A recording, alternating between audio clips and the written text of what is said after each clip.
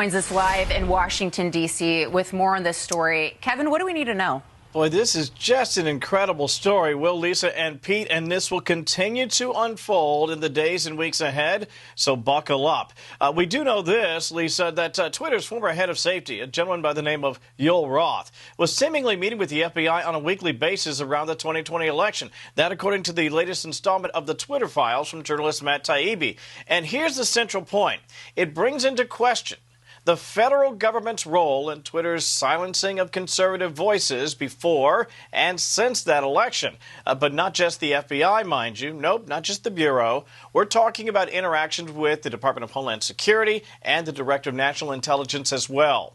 Here's a sample of the latest revelations by Taibbi about the period right before the 2020 election. Quote, during this time, executives were also clearly liaising with federal enforcement and intelligence agencies about moderation of election-related content. You got to read that twice to understand the magnitude of it. He continues, while we're still at the start of reviewing the Twitter files, we're finding out more about these interactions every day. He then posted this. This post about the Hunter Biden laptop situation shows that Roth not only met weekly with the FBI and DHS, but with the Office of the Director of National Intelligence. And then there's this. Roth's report to FBI, DHS, and DNI is almost farcical in its self-flagellating tone. We blocked the New York Post story, then unblocked it, but said the opposite. Comms is angry. Reporters think we're idiots. In short, blank my life. And then there's this tweet as well from Taibbi, examining the entire election enforcement slack.